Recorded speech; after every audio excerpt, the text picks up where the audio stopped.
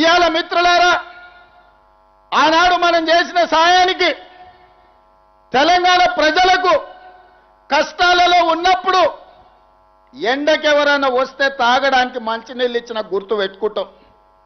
మళ్ళా గుర్తు పెట్టుకొని తిరిగి సాయం చేయాలనుకుంటాం. చేతనైన సాయం చేస్తాం. ఆనాడు రాజకీయంగా చావు బతుకుల మధ్యలో ఉన్న చంద్రశేఖర్ రావును మన జిల్లా నుంచి పార్లమెంటుకు పంపిస్తే 10 ఏళ్ళు సంవత్సరానికి 5,000 కోట్ల రూపాయలు ఖర్చు పెట్టినా తెలంగాణలో 30 లక్షల ఎకరాలకు నీళ్లు వచ్చేటి. ఆనాడున్న 10 లక్షల ఎకరాలే ఈనాడు సాగునీరు అందుతున్నాయి తప్ప 26 లక్షలకు అందించాల్సిన నీళ్లు ఈరోజు ఏ ఒక్క ప్రాజెక్టు పూర్తి చెయ్యలే. ఇవాళ అంటున్నారు మేము వస్తాం, మేము నడుస్తామని. మీరు వచ్చినా, మీరు నడిచినా, మీరు పొర్లినా తెలంగాణ ప్రజలు, ముఖ్యంగా మా అక్కలు, మా ఆడబిడ్డలు సాయంత్రం పూట జొన్న రొట్టెలు చేస్తారు. మహబూబ్నగర్లో ఉత్తమన్న సలాకి కాల్చి వాత పెడతారు టీఆర్ఎస్ వాళ్ళకు. ఒక ఆయన పంచగట్టుకొని నేను వైఎస్ఆర్ని అంటాడు. నేను ఇవాళ చెప్పదలుచుకున్నా, లాల్ చేసుకున్నాడు లాల్ బహదూర్ శాస్త్రి కాదు, గడ్డం పెంచుకున్నాడు భగత్ సింగ్ గాడు, పంచగట్టుకున్నాడు వైఎస్ఆర్ గాడు. ఇట్లనే పంచగట్టుకొని ఊర్లలోకి వస్తే పంచలో తొండలిడ్చి కొడతారు మా ఉద్దండాపూర్ వాళ్ళు. రా వచ్చి ఉద్దండాపూర్లో పాదయాత్ర చేతురా. మా తండాలలో మా లంబాడి సోదరులు ఆనాడు పంచగుట్ట పోలీస్ స్టేషన్లో ఏ రైతుల్లో అయితే పెట్టిర్రో గా తండా నుంచి మీరు పాదయాత్ర మొదలు పెట్టుర్రి. మా లంబాడ సోదరులు మీ పంచలలో తొండలు ఇడవకపోతే నేను చూస్తా. 10 ఏళ్ళు 8 లక్షల కోట్లు.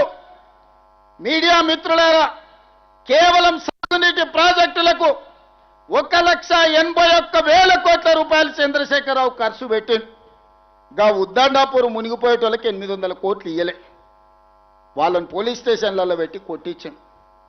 అదే మనోడై ఉంటే, పాలమూరు బిడ్డ ఉంటే కొట్టించుండేటోడా, జైళ్ళలో పెట్టించి ఉండేటోడా?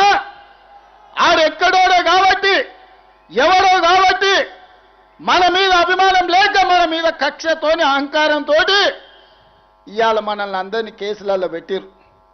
పెద్దలు చెప్పారు మట్టికి పోయినా మనోడే పోవాలని, ఎట్టికి పోయినా ఇంటోడే పోవాలని. ఇవాళ మీరందరూ ఆశీర్వదించి, మీరందరూ నమ్మకంతో, విశ్వాసంతో ఆనాడు ఏ విధంగా అయితే మిడ్చల్ మండలం నన్ను జడ్పీటీసీగా గెలిపిస్తే, ఏ విధంగా అయితే నేను ఎదుగుతూ వచ్చినో, ప్రతి సందర్భంలో ప్రజలకు చేసుకుంటూ వచ్చినా, ఇవాళ నేను ముఖ్యమంత్రి అయినా కాబట్టే 22,000 కోట్లు రాష్ట్రం మొత్తం సాగునీటికి ఖర్చు పెడితే ఒక్క మన జిల్లాకే 8,000 కోట్ల రూపాయలు నేను ఇచ్చిన. మా ఎమ్మెల్యేల అసెంబ్లీలో అన్న అన్ని పాలమూరికే తీసుకుపోతావా, మా సంగతి ఏందని అడిగారు. మీరు కూడా చూసారు. నేను చెప్పిన అయ్యా మాది 60 ఏండ్ల గోస, మాది వలసల బతుకులు. ఇవాళ నేనున్నా, ఇక నేనున్నప్పుడు కూడా మా వాళ్ళకి ఏం చేయకపోతే, ఓ బుక్కెడు పువ్వ ఎక్కువ పెట్టకపోతే వడ్డించడానికి నేను ఉండి కూడా దండగా, ఇక మీరేమని అనుకోండియా మా జిల్లా కొంచెం ఎక్కువ పెడతా అని చెప్పిన. పెద్ద మనసు వేసుకొని ఉత్తమ్ కుమార్ రెడ్డి గారు, బట్టి విక్రమార్క గారు సహకరించి ఇవాళ మన జిల్లా నుంచి ఏ కాగితం పోయినా ఇవాళ మనకు పనులు అవుతున్నాయి, నిధులు విడుదల అవుతున్నాయి. ఇంతకుముందే ఎండమైండ్ అనిరుద్ధ్ చెప్పినట్టు జైలు కట్టాలని వాళ్ళు అనుకుంటే, మా పిల్లలు చదువుకొని ఇంజనీర్లు కావాలి, లాయర్లు కావాలి, డాక్టర్లు కావాలి, ఐఏఎస్లు కావాలి, ఐపీఎస్లు కావాలి, ప్రజాప్రతినిధులై దేశాన్ని ఏలాలని IIITతో పాటు యంగ్ ఇండియా ఇంటిగ్రేటెడ్ రెసిడెన్షియల్ స్కూళ్ళు, ఇంజనీరింగ్ కాలేజీలు, మెడికల్ కాలేజీలు ఇవాళ మన జిల్లాకు మంజూరు తెచ్చుకున్నాం. ఒకప్పుడు బడికి పోవాలన్న కొడంగల్ వాళ్ళు మహబూబ్నగర్ రావాలి, తాండూరు పోవాలి, పరిగి పోవాలి. ఇవాళ హైదరాబాద్లో ఉన్నోడన్నా MBBS చదవాలన్నా, ఇంజనీరింగ్ చదవాలన్నా, పాలిటెక్నిక్ చదవాలన్నా, డిగ్రీ చదవాలన్నా, సైనిక్ స్కూల్కు పోవాలన్నా, నర్సింగ్ కాలేజ్ చదవాలన్నా ఇవాళ కొడంగల్కి వచ్చేటట్టు ఒక పెద్ద ఎడ్యుకేషనల్ క్యాంపసే ఈరోజు కట్టుకుంటున్నాం 250 ఎకరాలలో. ఇవాళ ప్రతి నియోజకవర్గానికి young India integrated residential school ఇచ్చినాం.